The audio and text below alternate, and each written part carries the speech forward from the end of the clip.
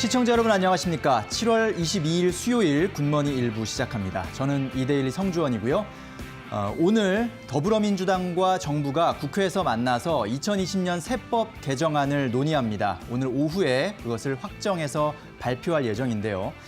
이번 세법 개정안은 코로나19 사태의 피해를 극복하고 또 경제 활력을 키우는 데 초점을 맞춰서 정해질 것으로 보입니다.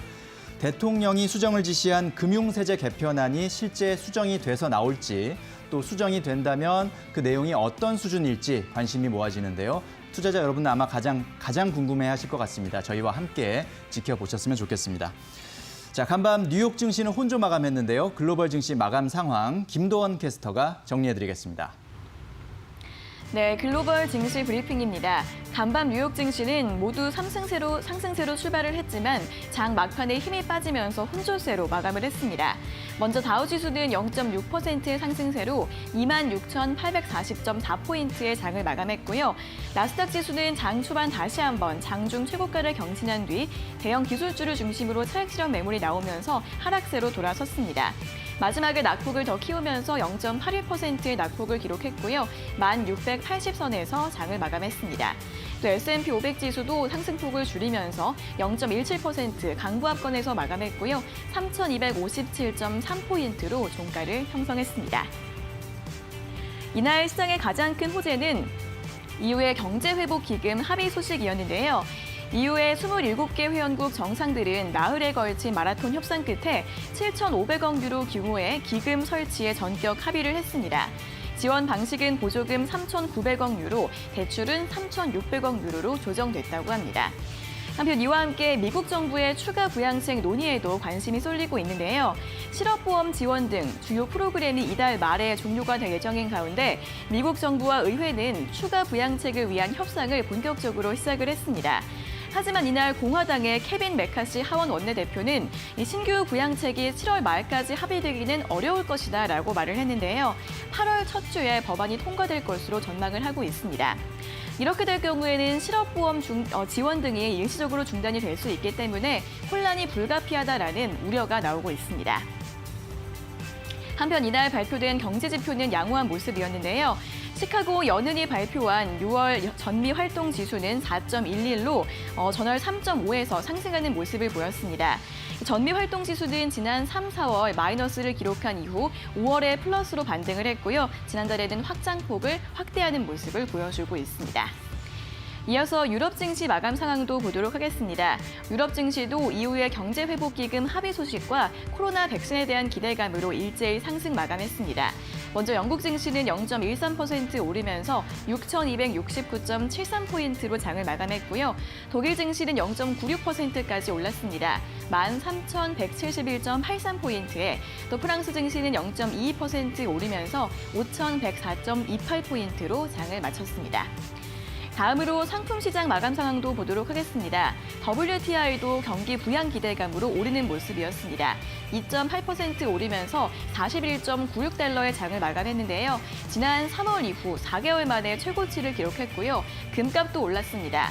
1.5% 오른 1,843.9달러의 장을 마감하면서 지난 2011년 9월 이후 최고치를 기록했습니다.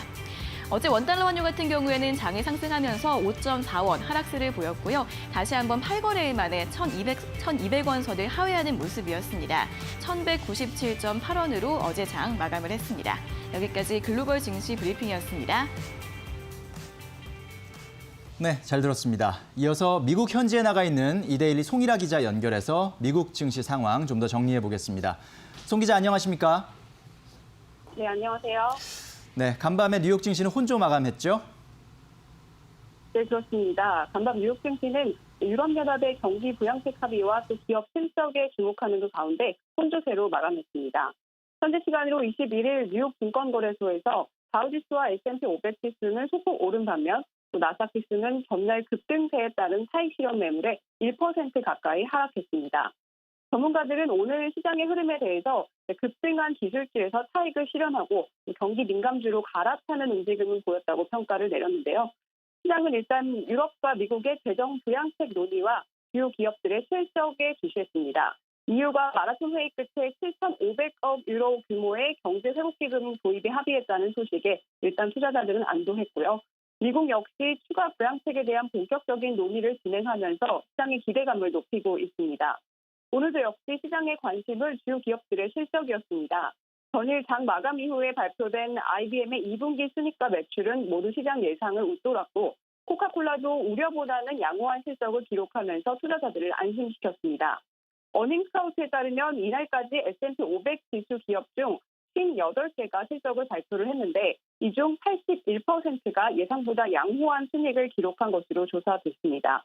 업종별로는 희비가 엇갈렸습니다. 전날 급등했던 기술주가 1.06% 내려서 최대 낙폭을 기록한 반면에 에너지 업종은 무려 6.15% 오르면서 시장을 주도했습니다. 종목별로는 양호한 실적을 발표한 코카콜라가 2.3% 오른 반면 IBM은 장중에는 상승세를 유지하다가 종가는 결국 0.2% 소폭 하락했고요.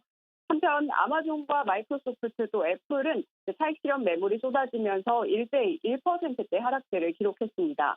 또 실적 발표를 하루 앞둔 테슬라는 전날에는 급등한 데 이어서 오늘은 4.5% 하락하면서 약간의 변동성을 보였고요. 반면 경기 민감주인 쉐브론과 엑소모빌은 각각 7.2%, 5.1% 급등하면서 다우지수 상승을 주도했습니다. 한편 이날 장마감 후 2분기 실적을 발표한 유나이티드 에어라인은 가장 어려운 시기인 2분기에 손실이 더 확대됐다고 밝혔는데요. 다만 매출이 예상보다는 나은 수준이라 장중에는 2.3% 올랐고 장 마감 후에도 소폭 상승세를 타고 있습니다. 지금까지 미국 현지에서 송혜라였습니다. 네, 잘 들었습니다. 자, 이제 우리는 오늘 장을 준비할 시간이 됐습니다. 오늘 장 어떻게 대응하면 좋을까요? 유한타증권 글로벌 인베스트먼트 유동원 본부장 전화 연결돼 있습니다. 본부장님 안녕하십니까? 네, 안녕하십니까? 자, 글로벌 증시 마감 상황 좀 평가를 좀 해주시죠. 네, 아직까지 방향성을 잡지 못하는 상황인 것 같습니다. 유럽에 역사적으로 이 대규모의 코로나19 추가 부양책 발표가 있었고 이에 따라서 유럽 증시가 크게 상승을 하는 모습을 보였지만 미국 증시가 변동성을 야기하면서 전체적으로는 내용에 비해서 큰 폭의 상승을 보이지 못하는 그런 시장입니다. 따라서 차익 실현에 대한 욕구가 충분히 상존하는 그런 상황인 것 같습니다. 유럽에서 발표한 내용을 보면은 7,500억 달러 유로 전체 총 금액으로 2조 달러나 되는 부양 정책인데도 불구하고 시장의 흐름 자체는 그렇게 우호적이지는 않았다라고 보여집니다. 결국은 그만큼 경기의 회복 대비해서 시장이 많이 올라왔기 때문에 이에 따른 차익 실현 매물들이 나타나는 현상이라고 볼 수 있겠고요. 미국 시장을 놓고 보면 또다시 나스닥의 조정, 반면에 경기 민감주의 상승 이런 모습이 나타나고 있습니다. 근데 아직까지 시장 자체는 방향성을 잡은 건 아니고요. 하루는 뭐 성장주 또 하루는 가치주 이런 식의 워낙 유동성이 풍부하기 때문에 시장은 이런 순환매가 일어나고 있는 상황이라고 판단하고 있습니다. 어쨌든 글로벌 증시의 유동성이 풍부한 것은 알겠고요. 다만 경제 지표가 예상보다 더디게 나오는 것도 우려스러운 부분인 것도 인정을 해야 되는 상황인 것 같습니다. 앞으로 경기가 얼마나 빠르게 회복하는지에 따라서 시장의 방향성이 만들어질 거라고 예상을 하고 있고요. 하지만 전체적으로 지금 나타나고 있는 기업 실적을 놓고 봤었을 때 성장주 위주의 투자는 여전히 유효하다라고 판단을 하고 있고 단기적으로 가치주의 상승에 대해서는 단기적으로 대응하실 필요 있다라고 판단하고 있습니다. 네, 그렇군요. 풍부한 유동성 속에서 글로벌 증시에서도 순환매가 이루어지고 있는 상황인데 자, 이런 상황에서 국내 시장에는 어떤 영향이 있을까요? 네. 자, 유럽, 미국에 이어지는 계속적인 정책 발표, 이 부분이 당연히 한국 증시에는 순풍으로 다가올 것이라고 예상을 합니다. 특히 최근에 유가가 급등을 했던 부분, 또 원자재 가격이 일정 부분 상승하는 부분, 이런 부분이 우리나라 수출에 긍정적으로 영향을 미칠 것이다라는 기대가 만들어질 수도 있습니다. 따라서 여태까지 못 올랐던 경기 민감주의 일시적인 상승이 나타날 수도 있고요. 하지만 중장기적으로 놓고 생각해 보셨을 때 계속적으로 신경제, 뉴딜 관련 쪽에 초점을 맞추는 것이 맞다라고 생각을 합니다. 코로나19라는 것이 장기적으로 이어질 그런 이벤트이기 때문에 여기에 맞춰서 우리나라 시장도 전체적으로 큰 변화를 가지고 올 거다라고 예상하시는 게 맞을 것 같고요. 그렇지만 과거 굴뚝주, 경기 민감주가 신경제의 어떤 아이디어를 같이 가지고 있는 종목들도 있기 때문에 그런 쪽에 초점을 맞추시면서 시장 대응하실 필요가 있다라고 말씀드리겠습니다. 네, 오늘 말씀 잘 들었습니다. 감사합니다. 감사합니다. 네. 자, 경기 민감주 또 신경제 관련주에 좀 관심을 기울일 필요가 있겠다라는 말씀이셨습니다. 잠시 후 업종 공략 업앤다운에서는 상승이 기대되는 섹터 그리고 하락이 예상되는 섹터를 한번 짚어보고요. 또 공략해볼 만한 종목까지 살펴보도록 하겠습니다.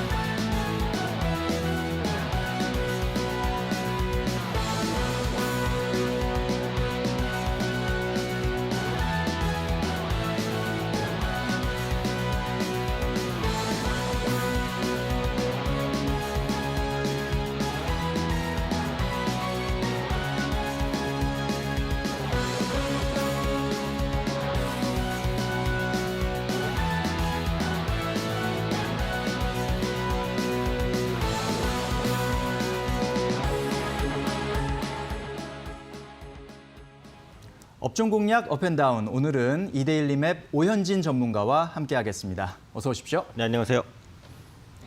자, 먼저 오늘 상승이 기대되는 업종부터 화면으로 만나보시겠습니다. 네, 이데일리맵 오현진 전문가가 꼽은 상승 예상 섹터는 일자리 관련주입니다. 네, 한국판 뉴딜 정책 수혜 코멘트 달아주셨습니다.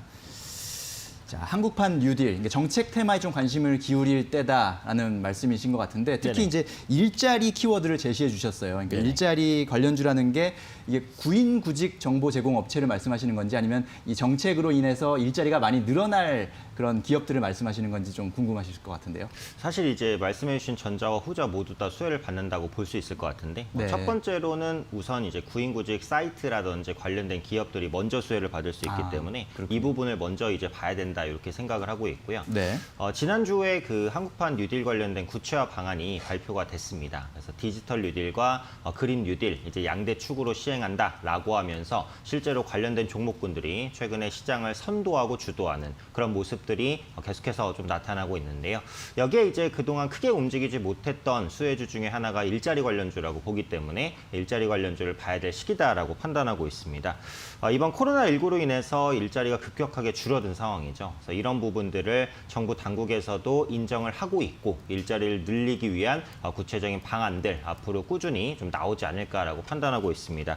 2025년까지 총 160조 원이 한국판 뉴딜에 투입이 되고요. 이로 인해서 약 190만 개 정도의 일자리가 창출될 것으로 보입니다. 그러니까 이전에 있었던 정부의 일자리 창출은 주로 이제 공공기관 일자리 창출에 좀 포커스가 맞춰져 있어요. 그러니까 그러다 보니까 국민들의 세금 부담이라든지 노동력 낭비 이런 문제들이 있었습니다. 그래서 이번에 그 뉴딜 정책으로 시행하는 일자리 정책은 그 공공보다는 민간 부분에 포커스가 많이 맞춰질 것으로 보여지기 때문에 민간 사설, 구인, 구직 업체들이 수혜를 받을 수 있는 여지가 더 많다 이렇게 판단하고 있고요. 코로나19로 청년 실업률도 굉장히 심각합니다. 그래서 국내 청년 실업률이 10년 내 최고치를 좀 기록하는 모습 나타나고 있는데, 그러니까 지난달 기준으로 해서 청년 실업률이 10.7%를 기록하고 있습니다. 10명 중에 1명이 이제 실업자라는 거니까 굉장히 심각한 수준이라고 볼 수 있고요. 기업들이 코로나19 때문에 채용을 미루거나 사실상 멈춘 업체들도 많습니다. 그래서 학교를 졸업하고 처음으로 이제 직장을 찾으려는 이런 취업 준비생들이 상당한 어려움에 좀 직면해 있다라고 보셔야 될 것 같고요.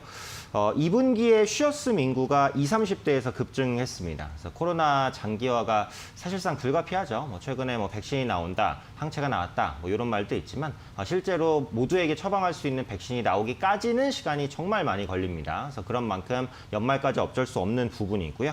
최근 1년간 실직자 중에 40%가 비교적 안정적인 월급이 나오는 직장인인 상용직 근로자였어요. 그러니까 이번에 코로나19로 인해서 뭐 임시직, 뭐 아르바이트 이런 쪽에만 피해가 있다라고 생각할 수 있지만 정규직에도 생각보다 많은 피해가 있었다. 이렇게 볼 수 있습니다. 특히 이제 상용직 근로자 같은 경우에는 근속 연수가 길죠. 5년에서 10년, 뭐 그 이상까지도 되기 때문에 이제 한번 구조조정이 됐을 때 재취업이 어렵습니다. 그래서 이런 부분들을 해결하기 위해서라도 이제 정부가 적극적인 일자리 정책을 펼 가능성이 있고요. 관련된 테마가 이제 그 수소차라든지 뭐 전기차, 그다음에 5G 관련주 이런 쪽으로 이제 돌다가 일자리 관련주에도 좀 유입될 때가 되지 않았냐 이렇게 판단하고 있습니다.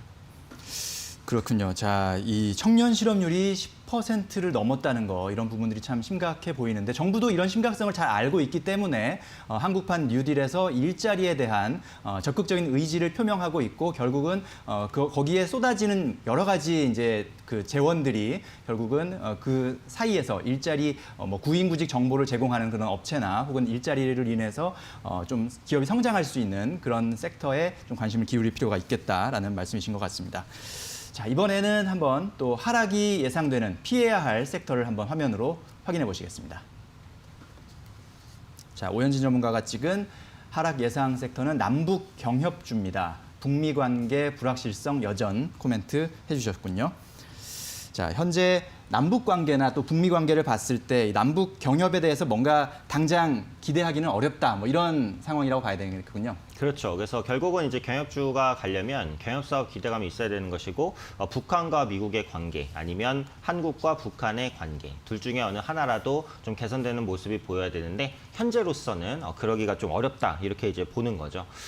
북한이 이제 대북전단 살포에 대해서 굉장히 강력한 불만들을 좀 표시를 하고 있습니다. 그래서 정부가 대북전단 살포를 막으려는 노력들을 하고 있지만 아직 100% 차단시키고 있지는 못한 상황이에요. 당분간은 이 문제가 빠르게 해소되기는 어렵다라고 보기 때문에 북한과의 관계 개선이 일단은 쉽지 않다라고 보셔야 될 것 같고요.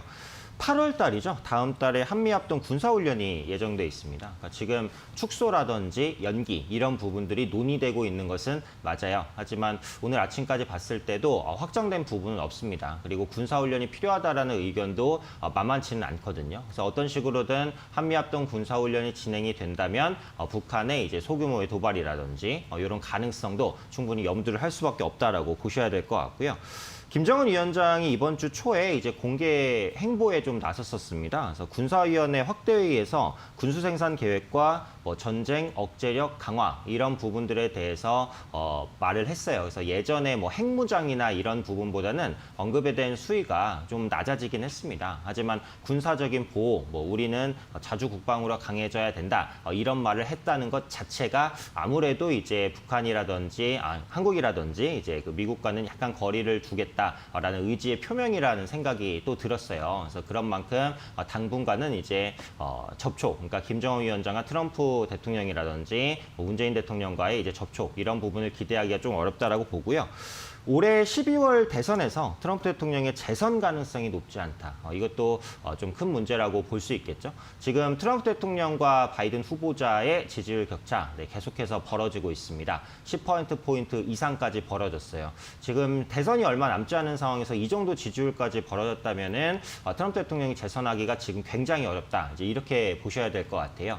아무래도 코로나 대응에 그 트럼프 대통령이 제대로 대응하지 못했다. 이런 쪽에 비난 여론이 있는 것 같아요. 그래서 트럼프 대통령이 최근에는 뭐 마스크를 직접 쓰고 등장하기도 하면서 약간 여론 반전을 꾀하고 있지만 쉽지 않습니다. 이게 이제 경협주의 문제인 것은 그러니까 김정은 위원장 입장에서는 어쨌든 북한은 체제가 어느 정도 안정이 되고 김정은 위원장이 장기 집권할 가능성이 아주 높아요. 그런데 지금 김정은 위원장이 트럼프 대통령과 뭔가 대북 관련된 합의를 한다고 해도 대통령이 바뀌게 되면 또 다른 합의가 필요할 수도 있단 말이에요. 그럼 김정은 위원장 입장에서는 굳이 트럼프 대통령과 빠르게 대화를 할 필요가 없습니다. 그래서 재선에 대한 결과를 확인하고 그때 가서 협의를 해도 늦지 않아요. 그렇다면 북한과 미국의 공식적인 합의는 내년 정도가 돼야 된다는 거예요. 그래서 이런 부분들도 경협주의 기대감을 꺾을 수밖에 없는 요인이 된다라고 보셔야 될 것 같고요. 미국도 실속이 없는 3차 북미 정상회담은 없다라고 선을 긋고 있습니다. 그러니까 폼페이오 국무장관은 미국과 북한의 대화는 언제든지 가능하다. 하지만 비핵화가 전제가 된다는 가정하에서 그렇다라는 말을 하고 있어요. 지금 북한의 행보를 보면 빠른 시일 내로 비핵화는 거의 불가능해 보인단 말이죠. 그래서 그런 만큼 경협주에 대한 기대감은 계속해서 낮춰갈 필요가 있지 않을까 이렇게 생각됩니다. 네, 그렇군요. 현재의 남북 관계나 북미 관계를 봤을 때 또 미국 대선 전망을 봤을 때 역시 남북 경협주는 좀 몇 가지 리스크가 있다라고 지금 말씀을 해주셨는데 그렇다면 살짝 궁금한 게 이 사실 동전의 양면처럼 남북 경협주와 그 뒷면에는 또 방산주가 있지 않습니까? 네네. 그럼 이런 리스크가 있다면 방산주는 조금 뭐 긍정적으로 볼 수 있는 부분이 있는지 아니면 방산주도 조금 뭐 거리를 둬야 될 부분이 있는지 어떻게 보십니까? 네, 방산주도 사실 좀 보수적으로 보고 있어요.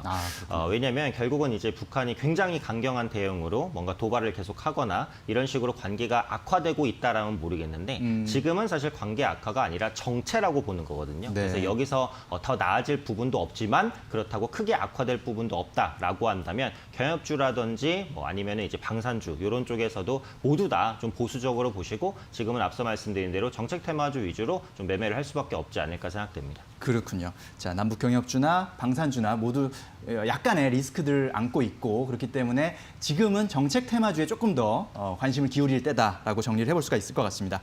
자, 그렇다면 오늘의 공략 종목 뭡니까? 네, 역시 앞서 말씀드린 일자리 관련주에서 뽑아봤는데요. 네. 사람인 HR입니다. 많은 분들이 아실 만한 종목이고요. 국내 취업 포털 사이트 명실상부한 1위 업체입니다.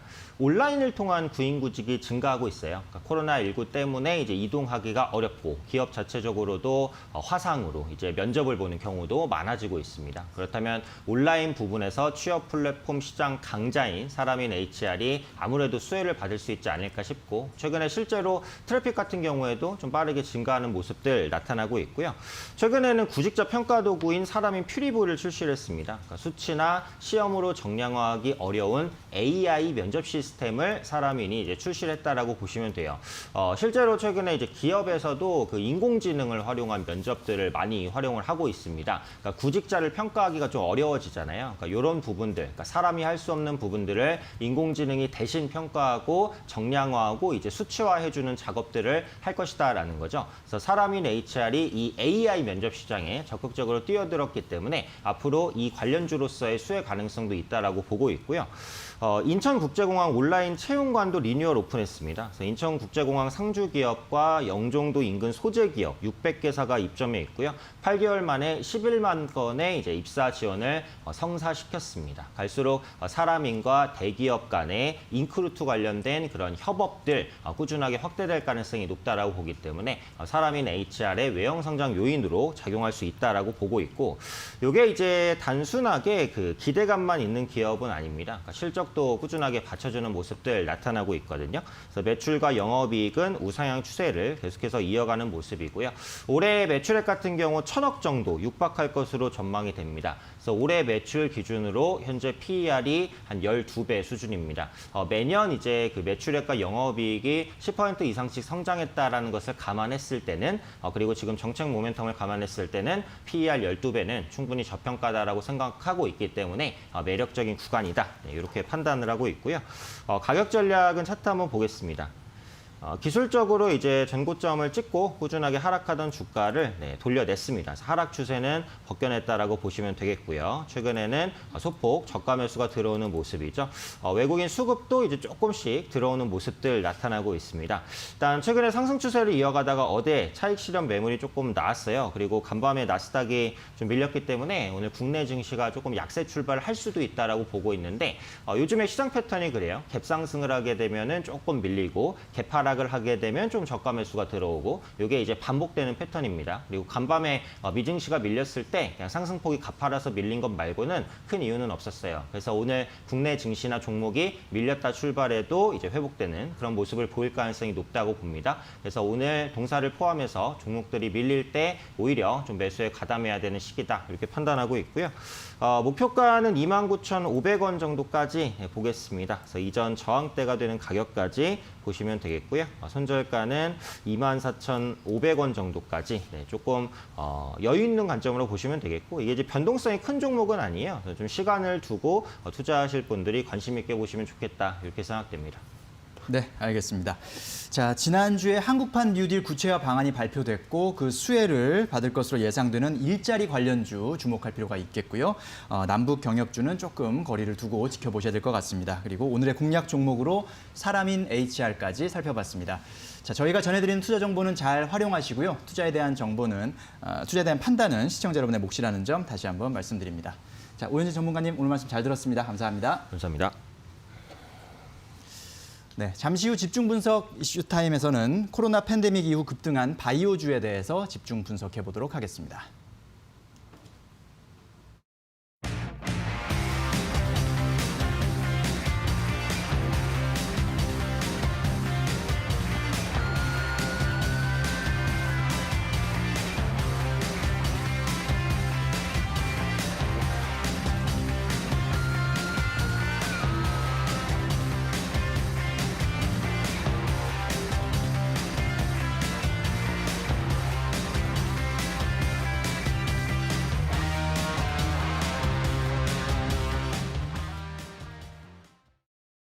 네, 뉴스 돋보기 시간입니다. 어제 장 마감 후 나온 국내 기업들의 주요 이슈를 하나하나 살펴보도록 하겠습니다.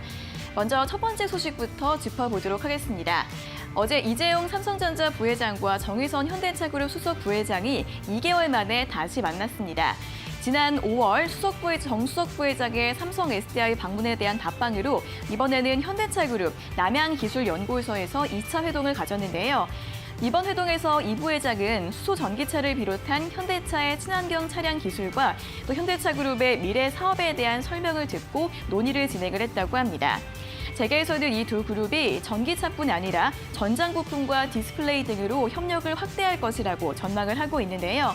삼성은 수년 전부터 미래차 전장 부품 사업을 강화하고 있고 현대차 역시 2025년까지 친환경차 44종을 선보이겠다는 계획을 발표했기 때문에 R&D 협력이 필요하다라는 분석 나오고 있습니다.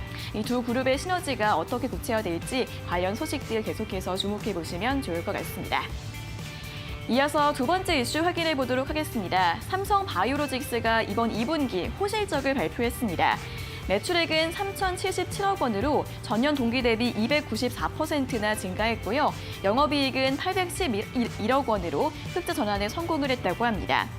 의약품 위탁 생산 수주 물량이 크게 늘었기 때문으로 보여지고 있는데요. 현재까지 1조 8천억 원의 위탁 생산 계약을 체결을 했는데 이는 작년 수주 물량의 약 4배, 그리고 지난해 매출의 2.5배에 육박하는 규모라고 합니다. 또한 가동률 증가에 따라 고정비 부담이 감소하면서 매출도 늘고 있다고 하고요. 영업이익률 역시 20%대로 높게 유지가 되고 있다고 합니다. 이에 따라 현재 회사 측은 4공장 증설과 제2의 바이오 캠퍼스를 증설하는 방안을 검토하고 있다고 하는데요. 주가 과대평가 논란을 전면 돌파했다라는 이야기들도 나오고 있습니다. 오늘장 주가 흐름 주목해 보시면 좋을 것 같습니다. 다음으로 세 번째 이슈 확인해 보도록 하겠습니다. 이번에는 KB금융의 2분기 실적 확인해 보도록 하겠습니다. 역시 양호한 실적을 발표했습니다. 당기순이익이 9,818억 원으로 작년 같은 기간에 비하면 0.9% 줄었지만 부진했던 지난 1분기에 비하면 34.6% 증가했는데요. 시장 전망치도 상회한 실적을 발표했습니다. 지난 1분기 코로나로 인해서 급격하게 고조가 됐던 이 금융시장의 변동성이 안정되고 또 증권과 카드 등 비은행 계열사들의 수수료 이익이 확대가 됐기 때문인데요. 특히 동학개미운동 효과로 증권업 수익 수수료가 33%나 증가했다고 합니다. 다만 기준금리 인하 영향이 본격화되면서 수익성 지표는 하락했다는 점은 함께 참고해 보시면 좋을 것 같습니다. 한편 이번 2분기 대형 금융 지주회사들 중에서 KB금융의 실적 2위 탈환 가능성이 제기가 되고 있는데요. 앞으로 나온 실적들도 잘 살펴보시면 좋을 것 같습니다. 오늘의 마지막 이슈 확인해 보도록 하겠습니다. SK케미칼의 자회사인 SK바이오사이언스가 영국 아스트라제네카와 옥스퍼드 대학교가 개발 중인 코로나19 백신 일부를 생산하게 됐습니다. 보건복지와 함께 3자 간 협력 의향서를 체결했다고 하는데요. 이와 함께 백신 후보 물질에 대한 위탁 생산 계약도 함께 체결했다고 합니다. 이 백신의 글로벌 생산과 공급에 대해서 협력할 예정이고요. 이번 달부터 원액 생산을 시작할 것으로 예상되고 있습니다. 계약 기간은 이달부터 내년 초까지로 보이는데 그 이후에도 추가 물량 생산이 진행될 예정이라고 하는데요. 오늘 SK케미칼의 주가 흐름 주목해 보시기 바랍니다. 여기까지 뉴스 돋보기 4가지 소식 모두 전해드렸습니다. 경제방송, 거기서 거기 아니야? 경제방송, 굿머니에서 달라집니다. 글로벌 시장의 정확한 분석과 국내외 핫 이슈까지 굿머니 일부에서 생생하게 전달해드리겠습니다.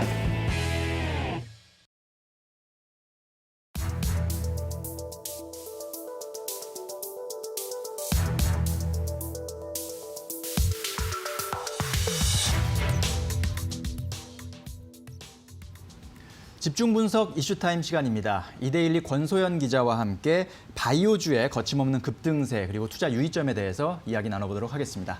안녕하십니까? 네, 안녕하세요. 자, 먼저 오늘 이슈와 관련한 뉴스부터 화면으로 확인해 보시겠습니다. 네, 이데일리 기사인데요.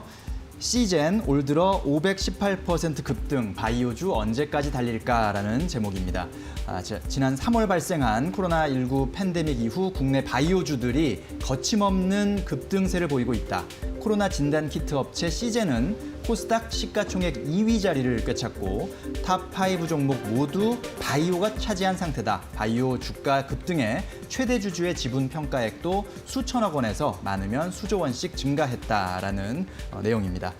자, 바이오주의 거침없는 급등세 속에서 투자자들이 생각해 보고 또 알아두면 도움이 될 내용에 대해서 한번 살펴보도록 하겠습니다. 자, 코로나 충격으로 이제 주가가 급락하고 이제 3월 19일 날 저점을 찍었고요. 네. 그 이후로 만 4개월이 딱 지났네요, 이제. 국내 증시에서도 그동안 네이버나 카카오 같은 언택지 관련주들이 막 강세를 보이면서 상승하다가 최근에는 현대차나 현대모비스 같은 경기 민감주가 또 다시 오르면서 순환매 장세를 또 보이고 있는데 최근에 결과적으로 좀 종합해 놓고 보면 특이할 만한 점이 역시 바이오주가 엄청난 그런 급등세를 보였다라는 점일 텐데요. 네, 맞습니다. 이게 언택트주, 바이오주 이런 거 다 성장주라고 볼 수 있는데요. 일단 코스닥 시가총액 상위 종목을 보면 1위가 지금 셀트리온 헬스케어입니다. 그리고 2위가 시젠, 그리고 3위가 HLB, 4위가 셀트리온 제약, 그리고 5위가 알테오젠인데요. 상위 5위권대 이제 종목이 모두 제약 바이오주인 겁니다. 이 종목의 시가총액을 다 합해보면 34조 1,500억 원 정도인데요. 전체 코스닥 시총이 한 11% 정도 차지하고 있는 거거든요. 작년 말씀을 한번 보시면 1위는 똑같고 2위는 HLB였고요. 3위가 CJ ENM이었고 이제 4위가 펄 어비스 그리고 5위가 스튜디오 드래곤인데 3, 4, 5위 이 업체들이 다 게임, 드라마 이제 제작 업체들 같은 이제 콘텐츠 업체였습니다. 그런데 이게 이제 제약 바이오 독주 체제로 바뀐 건데요. 바이오 제약주 올해 많이 올랐습니다. 코로나 진단 키트 만드는 업체인 이 시젠은 직접적으로 이제 코로나19 수혜를 입은 기업인데 올 들어서 아까 제목에서 보셨다시피 518%나 올랐습니다. 작년 말에 시젠 주가가 3만 원대였거든요. 근데 이제 현재 18만 9천 원대까지 올랐고 이제 시총도 작년 말에는 43위였는데 이제 2위까지 치솟은 겁니다. 알테오젠 보시면 여기는 이제 복제약을 주력으로 생산하는 업체인데 그 의약품을 피하 주사 제형으로 변형하는 이제 플랫폼 기술을 갖고 있는 곳이에요.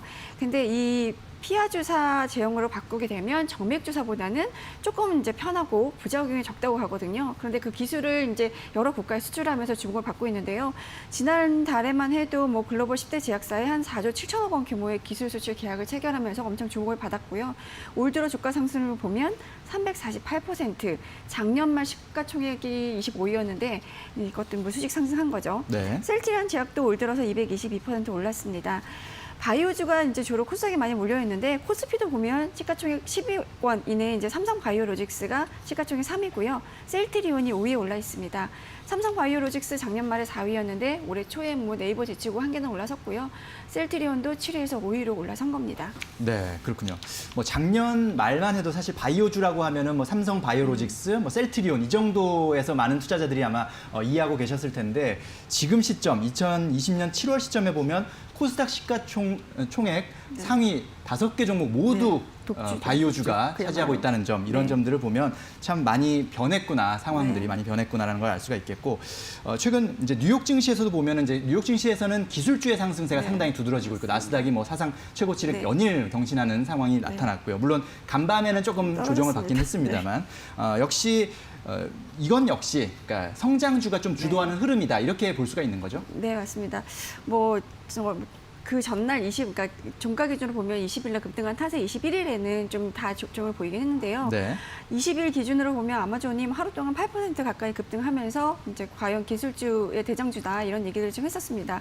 그날 호재가 이제 골드만삭스가 이제 아마존의 목표 주가를 주당 3,000달러에서 3,800달러로 상향 조정한 게 이제 가장 컸는데요.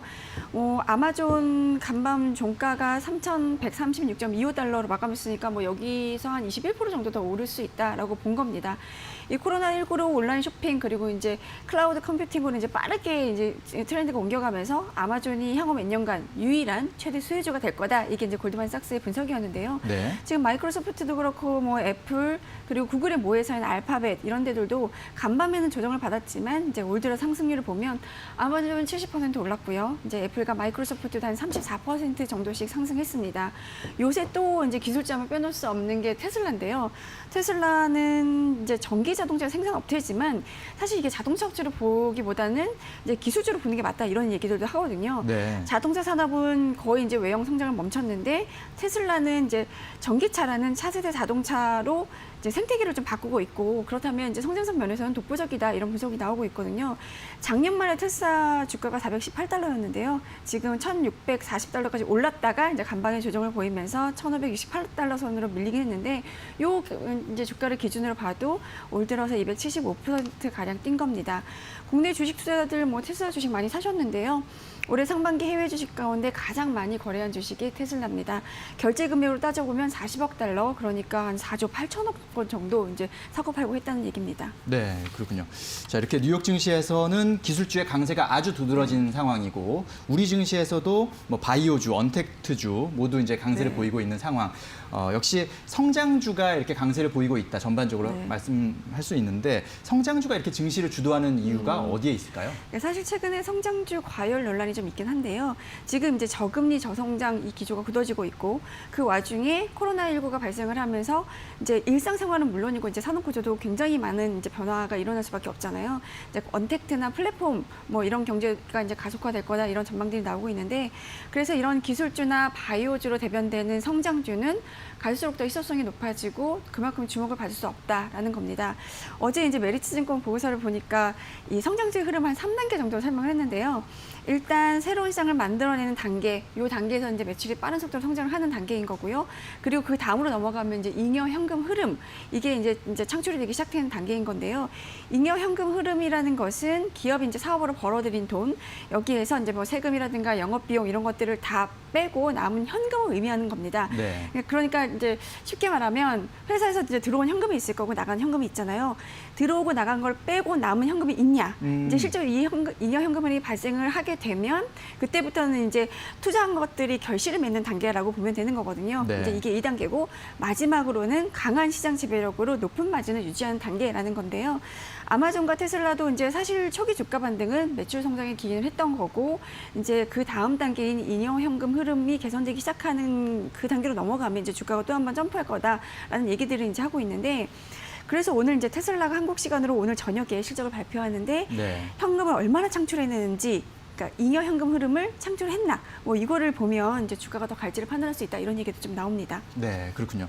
참 이 뭐 미국의 기술주나 또는 우리나라의 바이오주, 뭐 언택트주들의 그 주가 흐름을 보면 사실 코로나19로 인해서 그 충격을 받았던 것을 회복하는 것을 넘어서 아예 그렇죠. 그냥 훨씬 더 예전보다 네, 훨씬 맞습니다. 더 크게 이제 몸집을 불린 네. 그런 모습이 정말 인상적일 수밖에 없는데 그런데 보면은 몸집을 불린 규모를 보니까 미국 증시와 우리나라 증시가 좀 차이가 많이 나는 것 같아요. 네. 이 코스피에 상장된 기업들의 시가총액을 네. 다 합해도 뭐 애플이나 마이크로소프트나 아마존 뭐 이런 개별 종목의 시가총액보다 현재 작다면서요? 네, 뭐 누가 딱히 계산해보지 않으면 모르는 건데 네. 어제 블룸버그가 이런 기사를 쓰면서 자, 우리나라 시장 규모가 참 작구나 이런 걸 좀 느꼈습니다.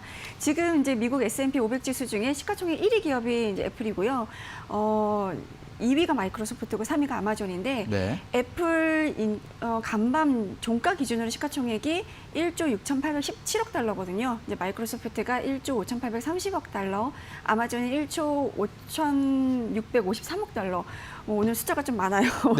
네. 시가총액 1조 달러가 넘는 종목이 이렇게 딱 3개인데 애플 시가총액을 이제 어제 환율 기준으로 환산을 해보면 무려 2,011조 원 규모입니다. 네. 아마존도 1,872조 원 규모인데 이게 어제 종가 기준으로 코스피 상장사 시가총액이 1,509조 5천억 원이고요.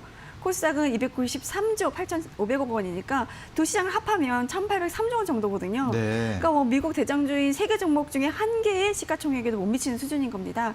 뭐 애플 시가총액이 코스피 시총을 넘어선 거는 이미 뭐 1월 달에 넘어선 상태입니다. 네, 그렇군요. 자, 우리나라 코스피, 코스닥까지 합쳐서 전체 시가총액을 해도 1,800조 원밖에 안 되는데 그게 이미 뭐 아마존, 마이크로소프트, 애플이 모두 개별 종목의 시가총액만 봐서도 그걸 넘어서고 있는 상황.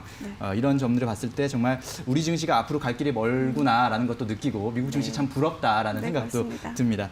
자, 어쨌든 이제 바이오주에 대한 투자자분들의 궁금증이 있을 거예요. 과연 이제 최근 어쨌든 강세를 보여왔는데 이런 강세가 계속 유지될지 앞으로도 시장을 계속 주도해 나갈지 이런 부분들이 궁금할 텐데 어떻게 좀 봐야 됩니까? 사실 바이오주에 대해서 다들 이제 반신반의하는 게 실적이 나오냐라는 거거든요. 그러니까 신약 기반이라는 게 굉장히 시간이 오래 걸리고 막대한 자금을 이제 쏟아 부어야 됩니다. 그렇게 했다고 해서 이제 정말 옥동자 같은 결과물이 나올지 또 이제 확신할 수가 없기 때문에 리스크가 크다는 건데요. 그래서 코스닥 시장에 상장하는 이제 바이오 기업들이 대부분 적자인 경우가 많고요. 그래서 이제 기술 특례 상장이라는 뭐 특별한 제도를 통해서 상장하는 경우도 많습니다. 네. 그런데 최근에 강세를 보인 바이오주들 보면 실적이 뒷받침되는 곳들이 많습니다. 증권사들 실적 추정치를 보면 셀트리온 헬스케어는 올해 영업이익이 한 2,867억 원 정도로 예상이 되고 있는데요. 이게 전년 동기 대비로 보면 246% 증가할 것으로 기대가 되는 수치이고요. 네. CJ는 뭐 실적 성장세가 엄청 거침이 없습니다. 2분기 실적 뭐 아직 발표하진 않았는데요. 2분기에만 한 2천억 원에 가까운 영업이익을 낼 거다라는 전망이 나오고 있는데 이거 뭐 역대 최대치입니다. 작년 한 해 연간 영업이익이 224억 원이었거든요. 네. 그러니까 뭐 올해 얼마나 호황을 누렸는지 뭐 알 수 있고요. 알테오제는 이제 올해 139억 원 정도 영업이익을 낼 것으로 기대가 되고 있는데 이거는 이제 전년 대비 흑자도 되는 상황인 겁니다. 어제 삼성바이오로직스 실적 나왔는데요. 2분기 매출액이 작년 2분기에 비해서 4배나 늘었고요. 네. 영업이익은 625억 원 흑자로 돌아섰습니다. 작년 2분기에 154억 원 적자였거든요. 뭐 순이익도 367억 원을 흑자 전환했는데 뭐 삼성바이오로직스는 뭐 대형 의약품 의탁 생산 뭐 잇따라 수주하면서 이제 실적 호조로 이어진 그러니까 눈에 보이는 실적 호조가 이제 이루어진 거죠. 네. 사실 이제 바이오주에 대해서 얘기할 때 이제 우리나라가 바이오주에 기대를 걸 수밖에 없는 이유를 이제 여러 가지를 좀 얘기를 하는데 뭐 30년간 그러니까 지난 30년간 보면 뛰어난 인재들이 다 의대를 많이 갔어요. 그래서 인적 자원이 일단 풍부하고 그렇죠. 대한민국은 의료보험 제도가 굉장히 잘 돼 있는 나라입니다. 네. 뭐 코로나19로도 입증이 된 건데 그렇게 의료보험 제도를 통해서 엄청난 규모의 임상 데이터가 축적이 되어 있기 때문에 이걸 기반으로 이제 개발할 수 있는 여지도 많아진 거죠. 그리고 이제 많은 인터넷 비즈니스가 사실 보면 국경을 넘기가 쉽지가 않아요. 그래서 사실 네이버나 카카오 이런 것들도 이 내수 시장이 좁은 한국에서만 이제 사업을 하기 때문에 한계가 있다 이런 얘기도 하는데 바이오는 좀 다르거든요. 이게 문화가 다르고 제도가 다르고 벽구가 다르면 이제 해외로 수출하기가 좀 쉽지가 않은데 바이오 같은 경우는 뭐 사실 예를 들어 아스피린이다 그러면 이거는 백인이 먹어도 효과가 있고 아시아인이 먹어도 효과가 있기 때문에 이제 언어가 다르고 뭐 문화가 다르고 이럴 때 이제 해외로 수출하기가 어려운데 그 장벽이 없는 이제 업종이 딱 두 가지라고 합니다. 이게 바이오와 게임인데. 아, 그렇군요. 네, 그래서 바이오 성장성이 굉장히 높은 거다. 네. 그래서 우리나라의 이제 차기 이제 국가 성장 동력으로 바이오를 이제 좀 추진해야 돼 이런 얘기들 많이 하거든요. 그 이제 연장선상에 보면 언택트나 바이오주 같이 뭐 성장주 모멘텀 뭐 코로나19로 강해졌고 뭐 이런데 이런 바이오주를 중심으로 한 성장주 주도가 좀 더 이어질 것으로 기대한 시각이 좀 더 많긴 합니다. 그동안 뭐 유동성 그리고 이제 기대감으로 오른 부분도 있고 뭐 이제 여기에 더해서 바이오주가 갖고 있는 기본적인 잠재 성장력 이런 것들이 있으니까 네. 뭐 그렇긴 한데 일각에서는 이제 추가 부양제 효과가 좀 잦아들고 미래에 대한 가정이 조금 달라지면 이제 조정을 받을 수 있으니까 이런 부분 리스크 관리 좀 해야 된다는 지적도 있는데 일단 기본적으로 이제 실적이 뒷받침되고 예. 신약 개발 이제 성과들이 나오는 바이오주 위주로 투자를 하면 뭐 크게 이제 손해보는 일은 없지 않을까 하는 생각이 좀 들긴 합니다. 네, 그렇군요. 자, 어쨌든 코로나 사태 속에서 바이오주에 대한 기대감이 상당히 커진 것은 분명하고요. 과연 그것이 실적으로 뒷받침되느냐 이런 부분들을 투자자 여러분께서는 꼭 유념해서 살펴보시면 좋겠습니다. 자, 오늘 말씀 잘 들었습니다. 감사합니다. 네, 감사합니다.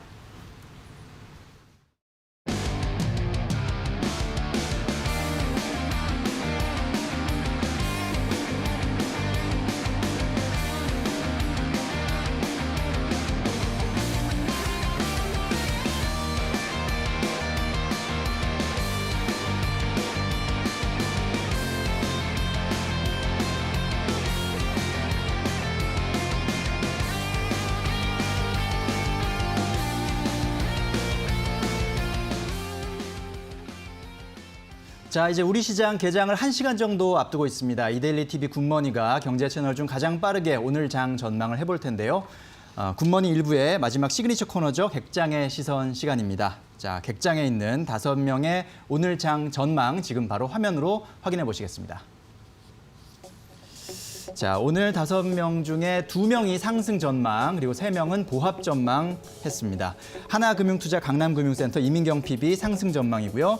각국 추가 경기 부양책 기대감 코멘트했습니다. 교보증권 영업부 오기철 차장 보합 전망이고요. 글로벌 경기 부양책 대 밸류 부담 코멘트했습니다.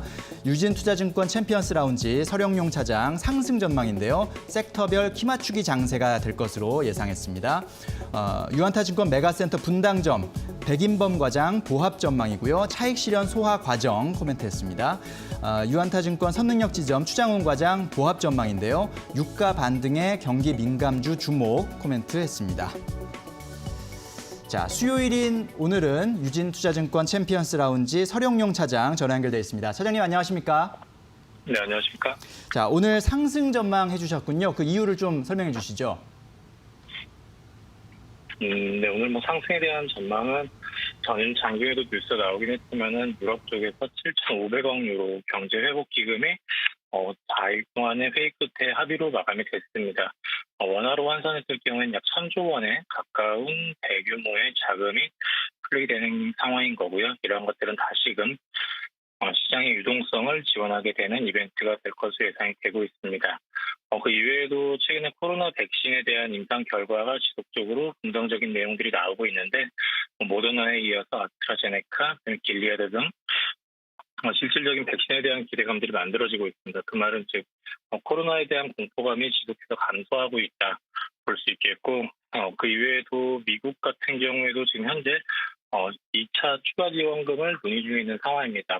의회에서 논의를 하고 있는 상황인데 빠르면 7월 말 늦더라도 8월 초에는 이런 자금들이 추가적으로 집행이 될 것으로 보고 있기 때문에 코로나에 대한 공포감은 계속 낮아지고 있는 상황이고 유동성들은 추가적으로 계속 지원이 되고 있다.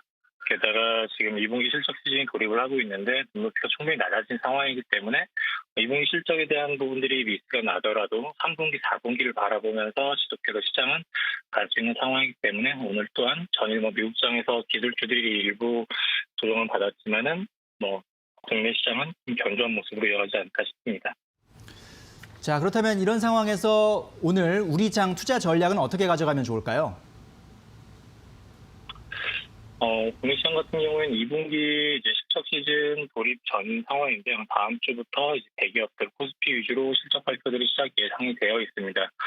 실적 시즌 전에 일부 숨고르기로 섹터별 키 맞추기 장세가 이루어지는 상황이고요. 앞서 말씀드렸던 것처럼 EU 경제회복기금이 유동성 랠리를 다시금 불을 지르는 상황이 되지 않을까 싶습니다. 유동성 랠리가 시작된다면 다시금 최근에 가치주들에 대한 부분들이 부각을 받았는데 다시 고성장주, 고퍼주들에 대한 부각이 다시금 될 수 있을 것 같고요. 그런 부분들이 최근에 정책에도 우리나라뿐만 아니라 글로벌리하게 디지털, 그린 뉴딜 정책에 부응하는 섹터들이 강세인 상황입니다. 비메모리 반도체라든지 5G, 2차 전지, 수소, 태양광 등 이렇게 정책에 부응하는 섹터들이 지속해서 강세가 되지 않을까 싶고요. 전일 우리나라도 태양광이나 풍력, 그리고 일부 수소, 또 비메모리 반도체 쪽들이 강세였는데 이런 부분들은 오늘도 시장에 좀 이어지지 않을까 싶고 이러한 섹터들 중에서도 정책이 실질적으로 수혜가 되거나 실적 기반이 되는 기업들을 선별해야지 그러지 않고 단순히 상승하는 종목을 추격했을 경우에는 조정 시에 방어해내기가 쉽지 않기 때문에 섹터 중 내에서도 실적 베이스가 되는 종목들을 선별해서 슬림한 장세에 대응해야 되지 않을까 싶습니다. 네, 오늘 말씀 잘 들었습니다. 감사합니다. 네, 감사합니다. 자, 유럽의 경기 부양책이 나왔고 미국도 현재 경기 부양책을 논의하고 있는 상황, 유동성 랠리는 지속될 전망으로 보입니다. 각국 정부가 의지를 보여주고 있는 정책 테마에 좀 관심을 가질 때가 아닌가 싶은데요. 자, 여러분도 오늘 좋은 결과 있었으면 좋겠고요. 굿모닝 1부 벌써 마칠 시간이 됐습니다. 2부에서는 김호수, 이지혜 앵커가 여러분을 만나는데요. 채널 고정하시고요. 저는 내일 아침에 다시 만나 뵙겠습니다. 분산 투자, 장기 투자 잊지 마시고 성공 투자하시기 바랍니다. 오늘도 파이팅 하십시오.